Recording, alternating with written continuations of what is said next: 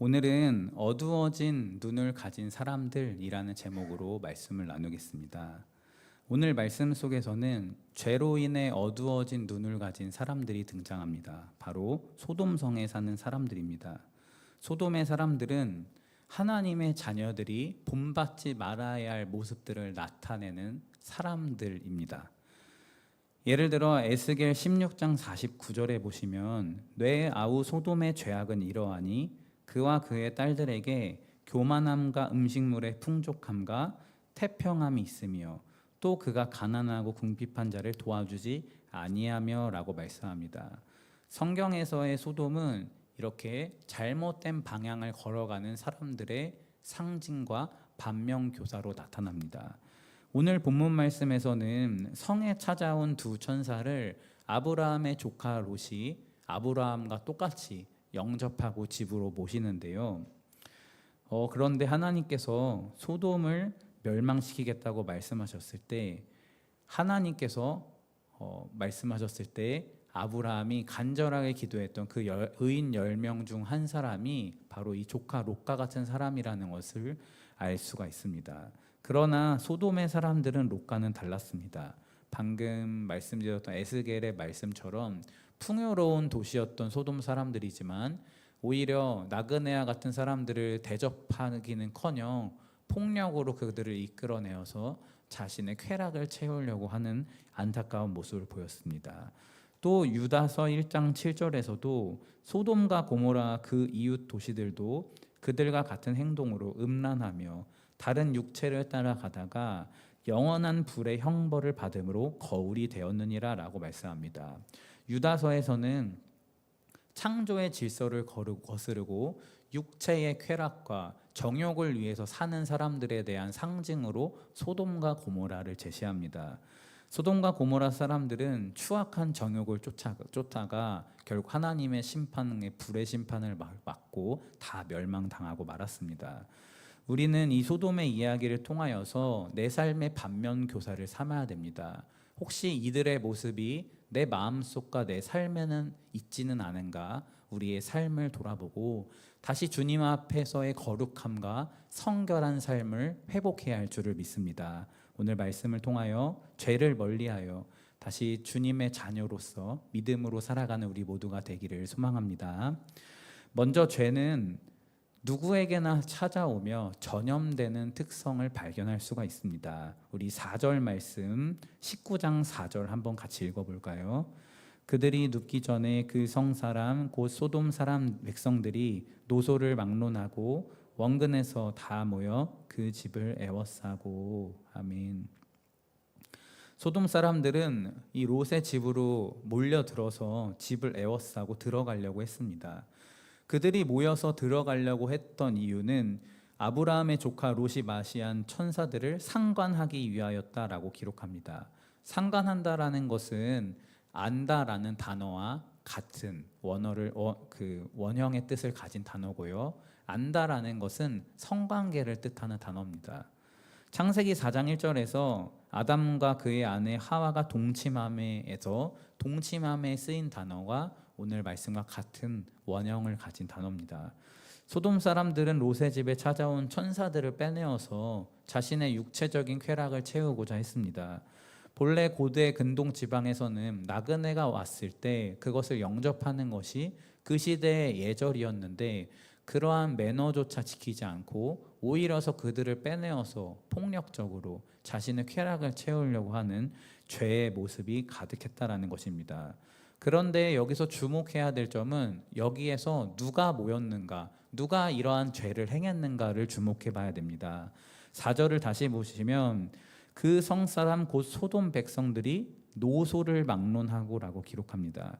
여기에서 노소는 원어를 보면 어린 아이는 제외하고, 그러니까 청소년 정도부터 모든 사람들이 다 모였다라는 뜻입니다. 물론 과장법이 있죠. 모든 성의 사람들이 모일 수는 없겠지만 이 말은 즉 이 소돔의 성 안에 있는 모든 사람들이 같은 죄, 같은 마음, 타락하여 죄 가운데 빠졌다라는 것을 뜻합니다.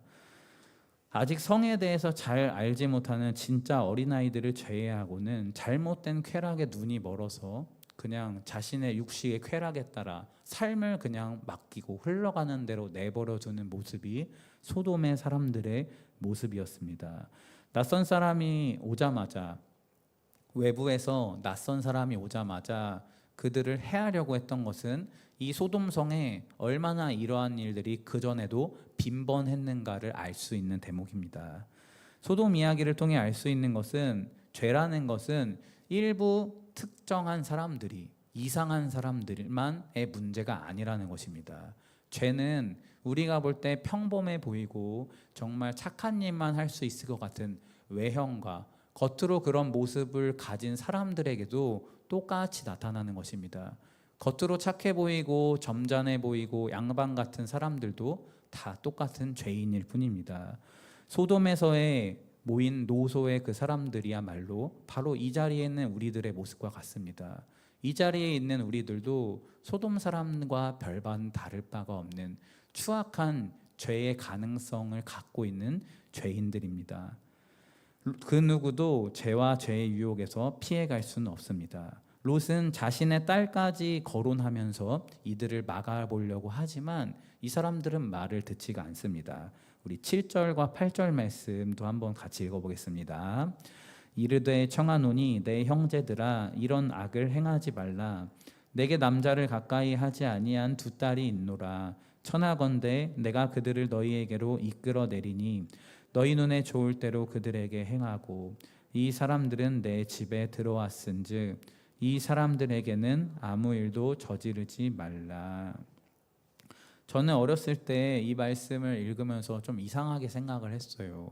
왜냐하면 아무리 그래도 남자를 가까이 하지 않은 딸이라고 하는데 시집도 가지 않은 딸을 마음대로 할 테니 손님들을 보호하겠다. 이게 상식적으로 생각할 수가 있는 행동일까요? 이 내용을 자신의 딸을 희생시켜서까지 손님들을 보호하려고 한 행동이다라고만 생각해서는 안 됩니다.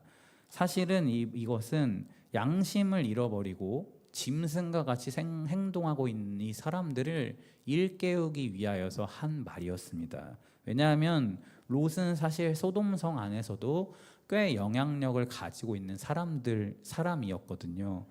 우리 1절 말씀을 보시면은 롯이 어느 자리에 위치해 있는가에 대하여서 기록을 합니다.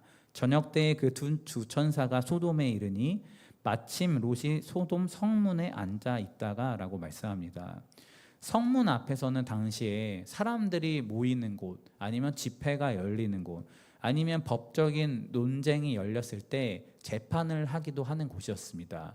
그래서 성문 앞에 앉아 있다라는 것은 어느 정도 지위가 있는 사람이나 도시의 장로와 같은 역할을 하는 사람들이 그 성문 앞에 앉아 있었다고 합니다.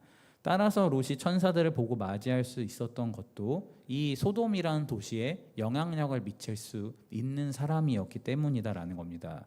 롯은 사람들을 설득하고 싶어 했습니다. 내 딸이라도 줄 테니 이 사람들 해하지 말라라는 것은 이 사람들 여보게 정신 좀 차리세요 라고 하는 말과 같았다는 겁니다. 그들이 정신을 차리기를 바라는 마음으로 딸까지 거론을 했지만 이 소돔 사람들은 육체의 쾌락에 눈이 멀어서 도저히 그 말을 듣지를 않고 보지도 않았습니다. 오히려 9절 하반절에 보시면은 이자가 들어와서 거류하면서 우리의 법관이 되려 하는도다 라고 말합니다. 너는 외부인이고 외부에서 와가지고 우리를 가르치려 하냐? 라고 말하고요.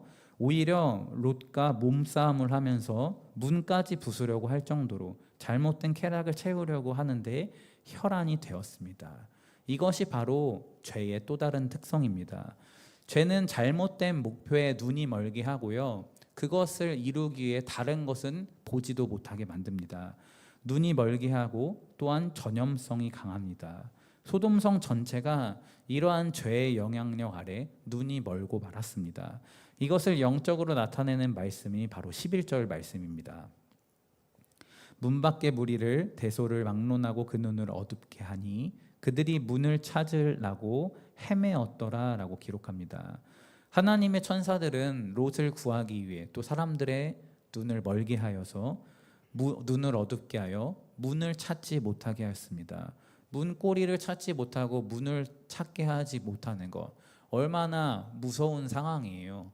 만약에 우리 같으면은 그러한 상황에 놓이면은 내가 지금 잘못 행하는 거구나, 회개해야 하는구나, 내가 돌이켜야 하는구나를 깨달아야 할 텐데, 이 사람들은 회개하거나 두려워하면서 집에 돌아가기는커녕 문을 찾으려고 헤맸다라고 기록합니다. 눈이 멀어가지고 앞을 못 보고 어두워하는 상황 속에서조차도 이 롯의 집에 들어가가지고 자신의 쾌락을 채우려고 문을 찾고 있었던 것입니다. 죄가 인간을 얼마나 눈멀게 만들고 고집스럽게 만드는지를 보여주는 대목입니다. 이러한 죄의 전염성은 추상적이고 멀리 있는 것만이 아닙니다. 우리의 일상생활 속에서도 찾아볼 수가 있어요. 만약에 한 거리에서 길을 건너려고 횡단보도에 서 있다라고 생각을 해보세요. 그런데 사람들이 파란 신호를 기다리며 서 있는데 한 사람이 주위를 쓱 보더니 그냥 빨간물에 천천히 건너고 말았어요. 주변에 차도 안 오고 아무것도 없습니다. 그럴 때 우리 같으면 어떻게 하겠어요? 안 건너고 기다려야겠지만 한 사람 한 사람씩 대열을 이탈해서 건너니까 천천히 옆에 둘러보던 사람들이 한 명 한 명 길을 건너고 전부 다 빨간불의 길을 건넙니다. 또 도시 같은 데에 가보면은 커피를 먹은 쓰레기가 올려져 있는데 산더미 같이 쌓여 있는 것을 보신 적이 있나요? 한 사람이 쓰레기를 올려놓고 그 자리에 한 사람이 또 쓰레기를 올려놓고 쓰레기가 쌓이고 쌓여 있는 모습입니다. 심리학에서는 이것을 동조 효과라고 부릅니다. 주변의 다수나 결정에 같이 따라가는 것을 말합니다. 청소년들이나 젊은이들이 친구들과 같이 어울리다가 잘못된 길을 가는 것도 같은 맥락입니다. 머리로는, 마음으로는 이게 잘못된 거라는 것을 알고 가르침을 받아서 이렇게 해서는 안 된다는 것을 알지만 친구들이나 옆에 있는 사람들이 단체가 다 그렇게 하니까 그냥 그 흐름에 자신을 맡겨버리는 것입니다. 옆에 있는 사람들이 잘못된 행동을 해도 반대를 하지 않고 그냥 숨어버리는 것입니다. 우리는 오늘 이 소돔의 모습을 보면서 죄의 특성, 죄의 전염성, 죄의 우리의 눈을 어둡게 하는 모습들에 대하여서 경계해야 됩니다. 옆에 있는 사람이 불평을 하거나 누군가의 험담을 하거나 할 때 여러분은 어떻게 하십니까? 혹시 나도 거기에 동조하고 동의하거나 침묵하지는 않으십니까? 누군가가 잘못된 결정을 하거나 잘못된 행동을 했을 때 나는 하나님의 말씀으로 분별하면서 그 자리를 피하거나 그것에 따르지 않으십니까? 아니면 그냥 숨어 계십니까? 아니면 싫은 소리 듣기 싫어서 그냥 조용히 넘어가고 그냥 끝내려고 하지는 않으셨습니까? 혼자서는 두려워서 참아하지는 못하는 일도 사람 마음속에 있는 죄성은 남들도 다 하는데 어때? 이 정도는 괜찮지 않나? 라는 마음이 훅 찾아옵니다. 우리 아이들에게도 어떤 행동에 대해서 그런 걸 하면 안 돼라고 지적하면 맞아요, 잘못했습니다라고 이야기하는 사람은 아무도 없어요. 다 하나부터 열까지 뭐라고 하냐면 저만 그런 거 아닌데요, 다른 애들도 다 하는데요, 모두가 다 이렇게 이야기합니다. 그게 하면 안 된다라는 것을 알면서도 다른 사람을 향해 손가락을 내밀고 다른 이들도 다 하는데 어때라고 하는 것이 인간의 연약한 죄의 모습입니다. 죄는 우리에게 부끄러움을 잊게 하고요, 죄의 대열에 합류하게 만듭니다. 그러나 하나님의 자녀는 그렇게 해서는 안 됩니다. 우리는 부끄러움을 알아야 되고요, 잘못된 것을 알아야 되고, 아는 것을 넘어서서 내 안에 계시는 성령 하나님의 음성에 기꺼이 순종하는 삶을 살아야 합니다. 우리는 죄의 자녀가 아니라 빛의 자녀이기 때문입니다. 에베소서 5장 9절에서 이렇게 말씀합니다. 너희가 전에는 어둠이더니 이제는 주 안에서 빛이라, 빛의 자녀들처럼 행하라 라고 말씀합니다. 우리가 아직 하나님을 모르고 하나님을 믿기 전에는 죄에 따라서 살아가는 게 당연했습니다. 죄의 자녀들이고 죄의 사람들이었으니까요.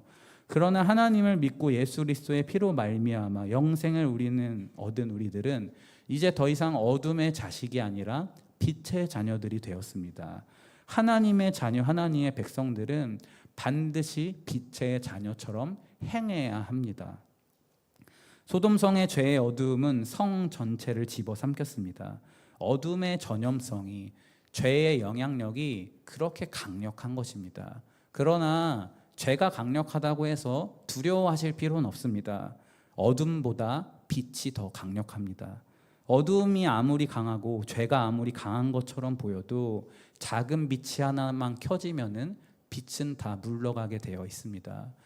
모두가 죄에 따라가고 죄의 영향력 안에 흘러갈 때 나 한 사람이 주님 앞에 순종하고 거룩하게 행하고 바른 말을 하며 선한 길로 걸어가면 그 은혜가 우리 공동체에, 또 우리가 살고 있는 이 지역 가운데, 우리의 가정 가운데 흘러갈 줄을 믿습니다.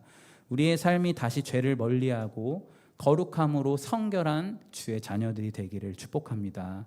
하나님께서는 죄를 멀리하는 삶, 거룩하게 사는 삶, 주님과 동행하여 빛의 자녀처럼 행하는 삶을 우리가 살기를 정말로 바라십니다.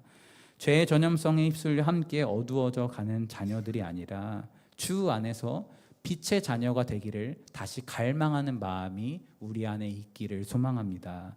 세상이 어두움으로 흘러간다고 해서, 남들도 다 그렇다고 해서 나도 동조하고 따라가면 안 됩니다. 모두가 죄의 자리에 흘러가고 잘못된 길로 걸어간다고 하더라도 나는 성령님의 음성에 순종하며 빛의 자녀로 남으시기를 바랍니다.